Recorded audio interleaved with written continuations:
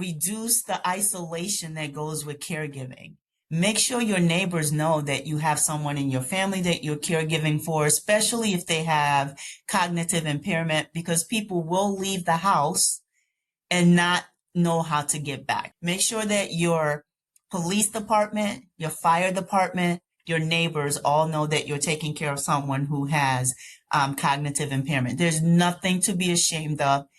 Asking for help is not a weakness. It's actually a strength to be able to say, I need help, and I'm going to say something.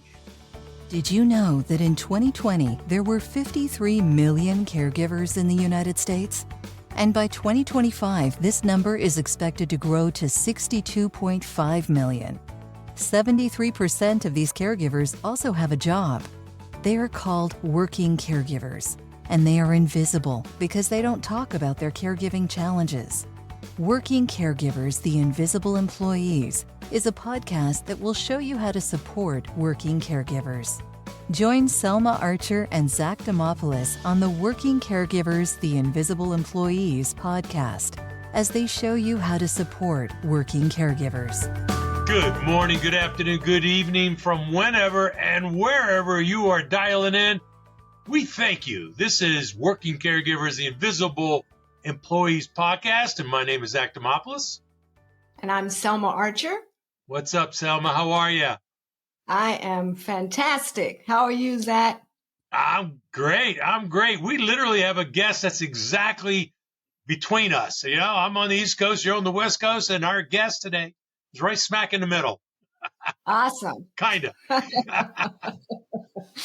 Awesome. Welcome, Dr. Johnson. Thank you so much for having me. Glad to be right in the middle. Our pleasure. Yeah, well, we're happy to talk to you today. One of the things that raised our interest when we saw your article, Caregiving Without a Net. And just the title itself is intriguing. So we had to take a dive and take a look at it. And it's just so informative, very well done, thoroughly done, and some interesting findings. So we're going to chat with you about that today, if that's okay with you. Yes, I'm okay with that. I'm always up for that. Thank you so much. Okay.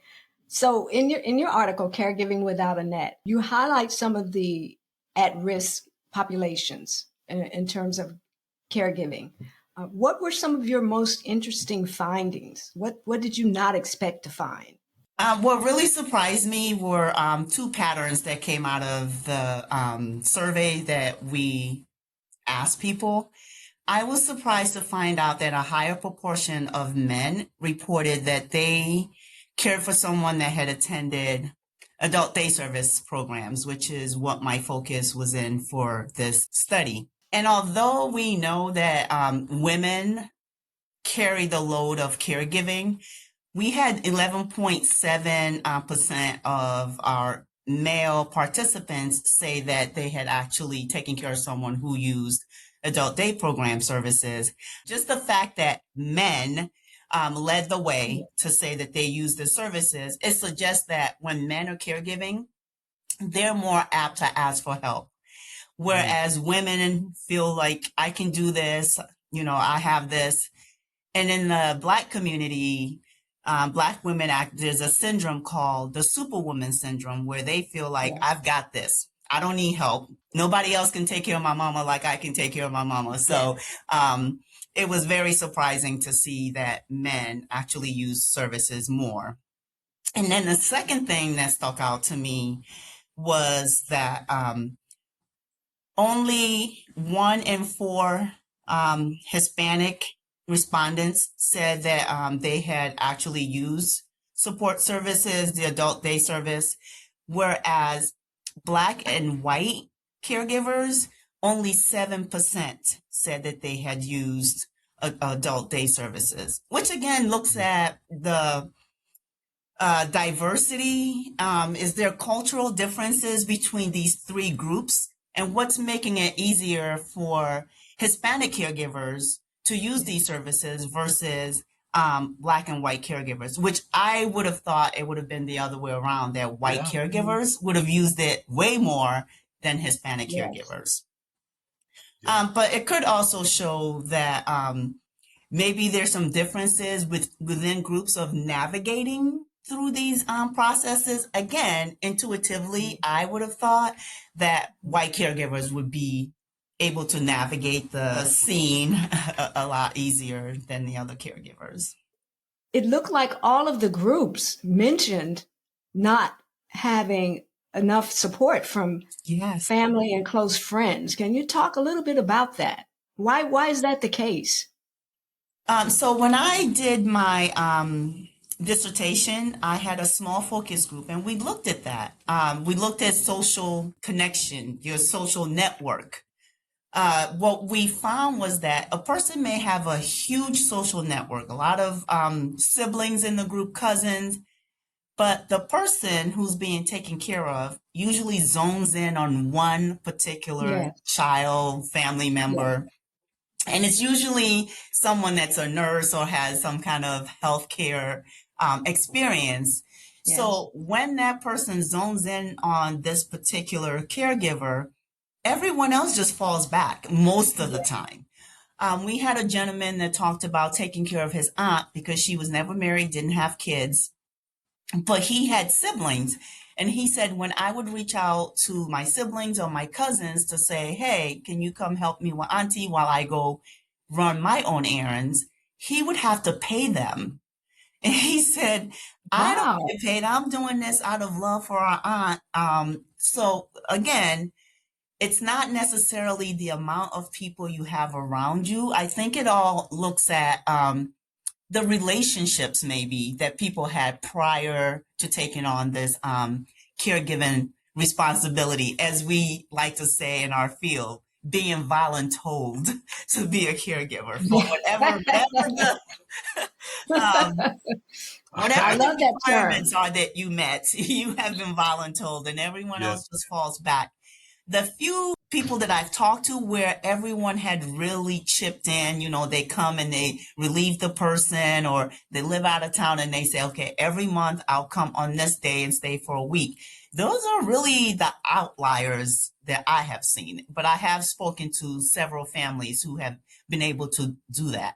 I got so many questions on everything you've just shared. So many, but I'll stick to just a couple. Well, first of all, I'm a male. I'm guilty of not actually asking help when I was caregiving in the beginning. The second go around, I did definitely raise my hand. And I also was the cause of my siblings falling back because I didn't include them. There were some issues there, but that's really interesting research to hear that. And by the way, I have a Greek mother who definitely would agree with women of color and say, I've got this, don't back away, without a doubt. What got you started in this kind of work, Dr. Johnson? And what other type of research do you do? Oh, wow. This is amazing. Thank you so much for asking that question. When I think back to why I got interested in this work, and actually the research part of it came later. I think back at it now. I was raised by my grandmother, my sister and I. So as I start to look back, I said, well, maybe that's where it really started, me learning about caregiving. And we only had her for a little bit before she passed away, but the things that she instilled in us, I still carry today. My mother was in a near fatal car accident when we were 12 and 14.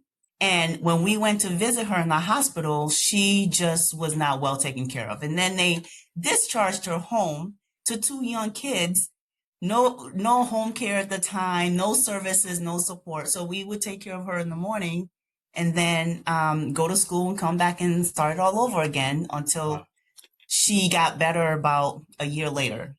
Wow. And then fast forward to my adult life, my soon-to-be husband, his mother was voluntold by her husband to take care of his sister, who at the time was diagnosed as being senile because we didn't have dementia and Alzheimer's at that time. Right. So my Johnny Mae would take care of her sister-in-law, Bert, all day, then leave to go to work second shift at the hospital, come back and start it all over again. So not, as you're living your life, you don't think about how these things impact you, but obviously they did. And then moved closer to me getting into this work, I had a friend who was a nurse for over 40 years. Her mom was having symptoms of dementia. She didn't recognize it. She didn't know where to start to find diagnosis, to find resources, even though she was a community nurse. She would help other people find things, but she couldn't help herself. So once I was able to get her through the process, I said to myself, you need to go do this on a much bigger level and be able to impact the science and help caregivers, because the caregivers are really the backbone behind our health systems. Right. Yeah. 63 million of them out there, actually. Yes. Yeah. Unpaid, untrained, unsupported. Yes. Yeah. Yes. So also, just to help with our audience, you mentioned adult daycare. Was that part of the help that men would ask for, or were there other things as well? Or was it mostly adult daycare? Yeah, we focus mainly in adult day service. And Okay. I'll tell you why. When I was going through doing my dissertation, the literature just kept saying Black caregivers don't reach out for help. They don't reach out. I had a few experiences where a gentleman had a grant program in Detroit and he wanted it to be for Black caregivers. He said he could not get one Black caregiver to apply. He would go to them and say, hey, I have this grant. And they said, oh, no, let Johnny next door take it. I don't need it. So I decided when I was finished with my program, I wanted to kind of flip the script and look at support services that are out there. Find out, how are you letting Black caregivers know that you're there? How are you making it affordable for them? How do you make sure that they can access you? So I chose adult day program because I thought everyone has heard of it, which I find out later is not so true. Not true. So I called adult day services in Wayne and Washtenaw County, which is Ann Arbor and Detroit. Those are the two big towns. I call these facilities as an adult child of someone living with dementia. So this is what we call a secret shopper. So I'm calling asking, hey, tell me about your program. What do you do? How much does it cost? What are your hours? Do you provide? What services do you provide? It was really an eye-opener to find out that there was so much lack of standardization. In Michigan, there's no requirement to be registered. There's no one location where you go to find out where the adult day programs are. And also, a lot of them closed after COVID. And maybe half of them came back into service. And when I asked the providers, how do people know that you're there? Everyone said word of mouth. And I have to tell you, as a person, I was not even providing care. It took me 3 or 4 phone calls at times to reach people. So imagine if I was truly caring for someone who had dementia, how hard that would be to make these calls and have to keep track of who called me back and who didn't call me back, trying to compare and see which site would best fit my needs. Thank you for sharing that. I mean, I ran a home care agency for 13 years. I didn't know what adult daycare centers were until I first started working in that business. And I would go and visit so I could promote their services. So I think that was a great example. Last question on this subject. Well, actually, more broadly, as you were doing this research and work, was there a particular category of caregiver that you find to be more vulnerable than others by any chance? And what would be the reason for that? Well, I would say caregivers in general are vulnerable just because of the work that they do. Untrained, unpaid, unsupported. But those who provide care to people living with dementia are especially vulnerable because it's physical, it's emotional, it's financial. And sometimes when you have the person living with the caregiver, there's no break. It's 24/7. Some of them are what we call sandwich generation. So they're taking care of the person living with dementia, but they're also taking care of a child within the home, and they're still working. So we find that Black caregivers and Hispanic caregivers tend to carry the load of that. When you think about the fact that Black people are twice as likely to be diagnosed with dementia and they're diagnosed later in the disease process. So by the time they get the diagnosis, the caregiver has been trying to manage these behaviors and outbursts that they had no term for. They don't know what it is, how to handle it. So the burden is really heavy on the caregivers. You talk in your article, you dedicate a section to talking about financial strain, which is just so enlightening. Can you share a little bit about the tension between the financial strain of having to work at the same time, the expectations on your job and the expectations of that family?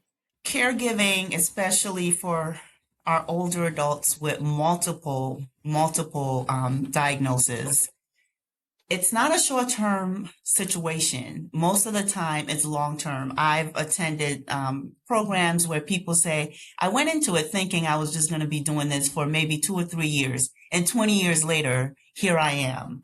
There's no off-ramp. It's once you're in it, you're in it. Yes. So people who caregive, they still have to work. There's appointments to be made. Your person might be well for 2-3 weeks and not have any problems, but then they may have a fall that requires you to now have to start making appointments and going to see specialists. But our system has nothing in place to address that. Mm-hmm. When you're young and you're having babies, there's time off, maternal and paternal leave. Mm-hmm. But with caregiving for older adults, there's no way to predict when that time off is going to be needed. So the caregivers tend to end up paying for all the needs of the person they're caring for. And it's little things that add up to a lot. Incontinence pads, personal care things, maybe co-pays for the pharmacy, co-pays for the physician. So all these little things add up. And the schedule is so unpredictable that maybe I have to leave work now and take a few days off, and I may not get paid for it, especially if we have people who are working shift work. You may not have enough time PTO to take the time off. I know you didn't ask me, but I'm going to tell you my recommendation, what I would love to see is a family leave that actually addresses this. We need employers to be more flexible with people who are caregiving for their older adults and their families. And we need to make sure that we're providing them the benefits, connecting them to support and community services that can help them stay in the workplace. These people, they want to work, but what are you going to do with your mom, your uncle, your aunt, if they need help? You mentioned financial gaps that are in the caregiver support system, employers being a little bit more flexible with their leave policies. Any other gaps that you're seeing, and what would you say is probably the most critical today? Okay, so we talked about adult day program. It's not free. It's not covered by Medicare most of the time. If a person has Medicaid, they may have it covered. Right. But what I found with my secret shopper was that one site said, oh, we received a grant, so it's free for everyone until the grant runs out. Up to some people were charging $190 an hour to have your family come there. None of that is covered by insurance. So we're telling people this is a respite. You can use this to practice self-care, do for yourself. But if I have to pay for that out of pocket, I'm not going to be able to do that. I don't have the resources to be able to do that. So we need not only state level discussions about this and how do we fix this, we need the federal level to also come in to support these caregivers. Within the federal landscape, we should have caregivers in Washington being at the table when these discussions are being had, because they're the ones that are going through it and can give you for sure, step by step, what they need and what would work for them the best. Thank you. And just a quick shout out to the National Alliance of Caregiving and Jason Resendez, who is on the Hill and is trying. He's trying, Dr. Johnson. He is. He needs more help, but we go to his event every year, and he does a great event. Yes. But thank you for sharing it. So, Dr. Johnson, in addition to the flexibility that you mentioned, that employers could certainly help, support their working caregivers, is there anything else, any other role that you see employers could play in helping to alleviate some of the conflict, between work and caring? I think that employers can look at their benefits and see within their benefit package, how can we address this issue for our employees? They can be more flexible with their schedule and not be so punitive against people who have to take the time off. Given the opportunity, most people want to work. And if I have been a good long-standing employee, when I need this time, this is not the time for you to hold me against the wall and say, no, you have to come in no matter what's going on in your family. And that's where this mental health and well-being poor outcomes happen, when people have to choose between going to work and taking care of their family member. Besides the adult day service that we talked about, we don't have anywhere else to bring our older adults if their family members have to work. Well, one of the things that we found, and Zach and I found in our research, is that when people have to make that choice between their job and their loved one, they choose the loved one. Yeah, They exactly. leave the job. Yeah. So the employer actually is the loser in that Yes. situation. Exactly. And I wish they would recognize that. Why do you think that is, Dr. Johnson? Because I was on a webinar right before this podcast. They polled employers, and 25% of them were providing benefits specifically for elder care, but only 12% of the employees even know about them. So maybe Yes. they're situated. So you feel like maybe there's just not enough communication about it, not enough storytelling, not enough. All of that. Yes, that is so true. When we leave information sharing to word of mouth, we lose a lot of people. The employers have to understand that if you provide a service, a benefit to your employees, it's important that you spread that word. For us seasoned people, we don't look at just the pay, the hourly rate. We start looking at what benefits are being provided. So if you're providing such a great service, celebrate it. Make sure that everybody knows about it. They should be having group meetings with their employees to say, this is the new best thing that we're offering you. Make sure you're taking advantage of it. That's why we're offering this. During my time working with nursing homes, I found out that leadership has a lot of information, but it rarely trickles down to the frontline staff. And those are the people who need to learn that stuff. Yes. And use any method possible, like catchy titles like Caregiving Without a Net. I mean, look, it's catchy. I love that. When Selma and I saw that, we're like, let's find out what this is about, and let's get the leader over here to talk about it. On that subject of employees, let's talk to them. You and Selma just talked about the employer. How about the employee? If there's an employee who right now listening to this who feels like maybe they are without a net, whether they know it or not, what kind of advice would you give them right now, things that they could tangibly do to try to start building that net under them?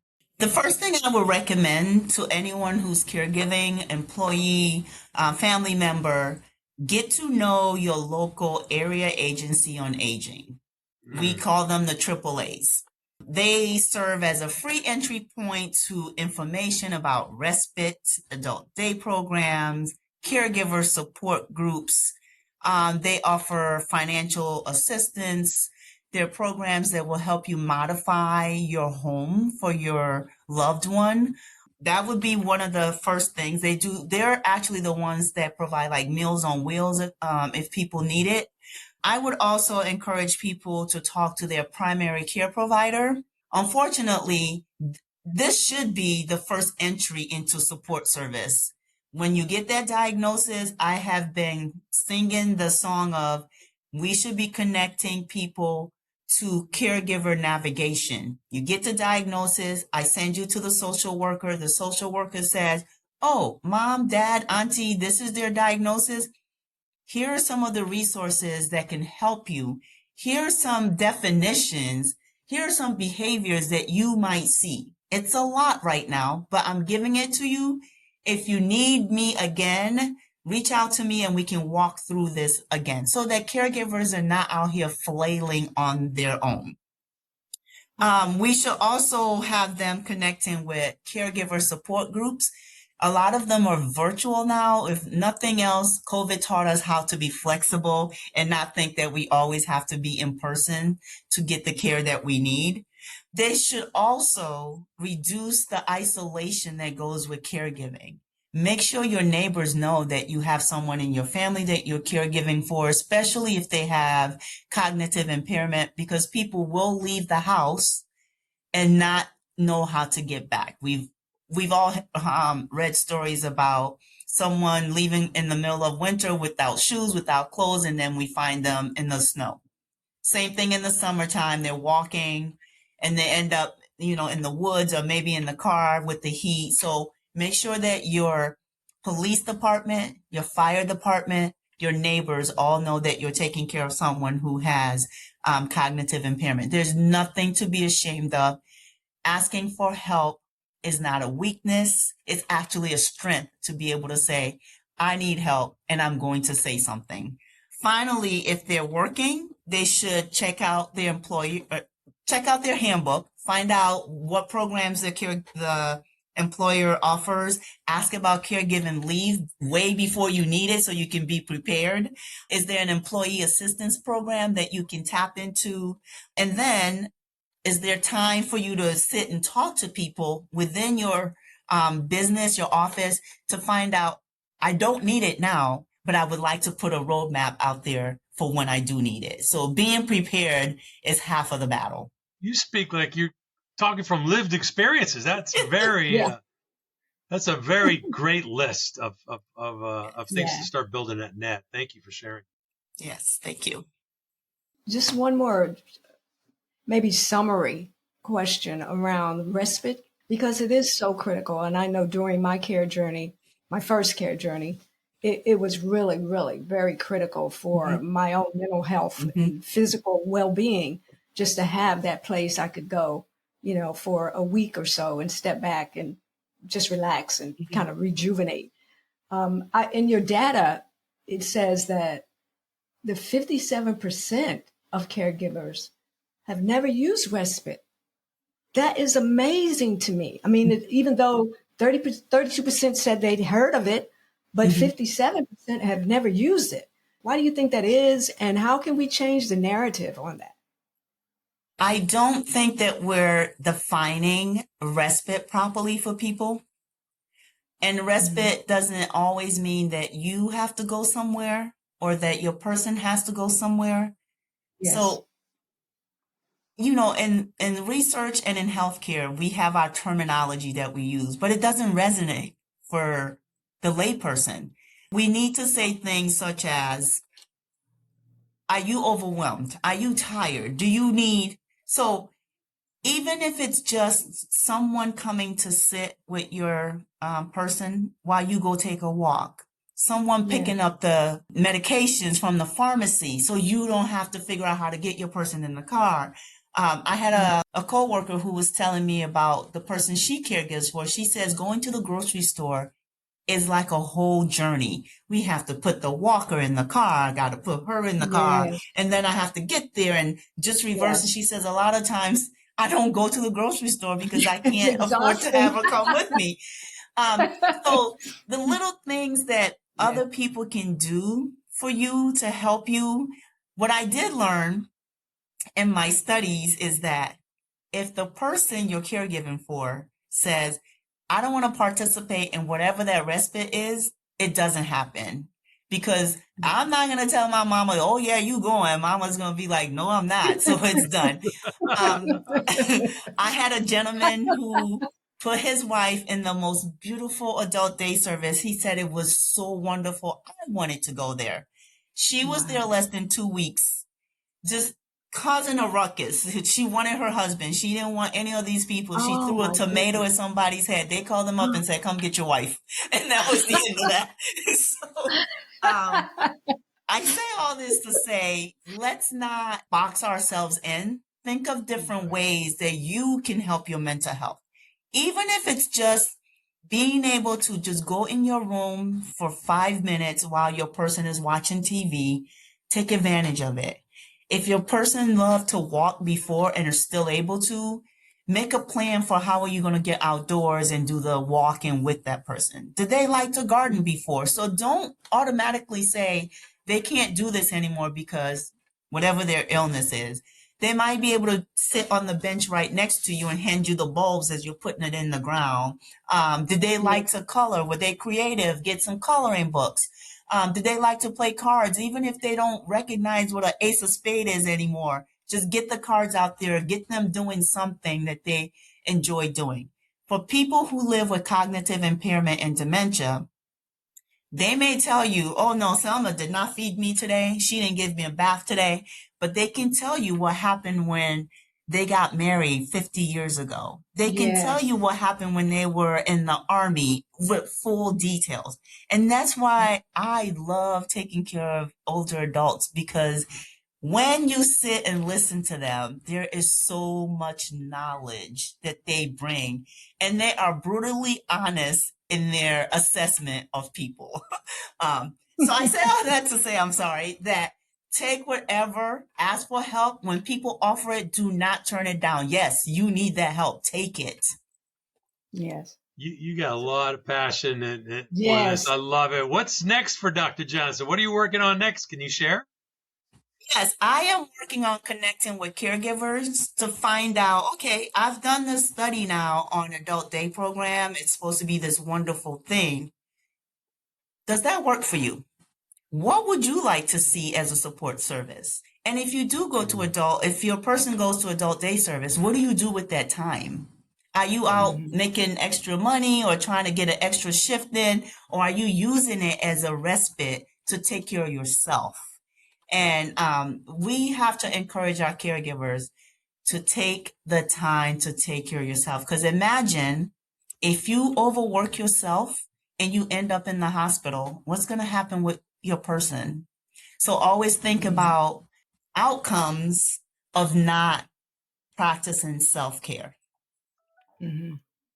So Thank you. based on all of your research findings and your study and the work that you're embarking on now and the work that you've done in the past, what can you leave us with as a message of hope around caregiving?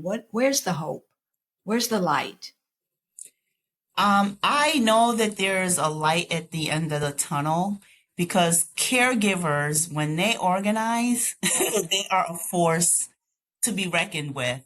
And I think that I work on lived experiences. I don't want to be in a sterile lab. I want to be in the community. I want to talk to caregivers. I want to co-create things that are going to work for them. And when we take that approach, there's always going to be a light. There's always going to be hope. But when we talk to them as if they're out there somewhere and we're the ones that know better, it will not get better. Okay. So one last question, how can people who are listening right now, how can they find out more about what you're doing and what you're planning to do in the future in the care space and get connected with you on some of these initiatives? Well, I am trying to be better about posting my work on Facebook. I'm told by my children that only old people like us on Facebook, but I'm working harder to be better with that. But professionally, I post a lot of my work and my research on LinkedIn, and they can find me just by searching Florence Johnson. Also, if people are in the Ann Arbor market, go blue, just look me up on the University of Michigan School of Nursing website. Awesome. Well, thank you so much, Dr. Johnson. This has been so enlightening and so very helpful. We're so thrilled that you joined us today. So thank you. Thank you for the opportunity. So I love talking about my work, and I tell people all the time, no matter what's going on in my life, when I get in front of caregivers and talk about my work, I come alive. we could tell just a little bit. We could tell. Yeah. just a teensy weensy bit. Thank you. Thank you, Dr. Thank Johnson. you. We're looking forward to to more great work from you, because we need it. We need validation, unfortunately, right? Even large employers who want to do the right thing, of course, but they also need to see the data, right? So, Right. so thank you so much for the work you're doing. Take care. Thank you so much. Have a great day.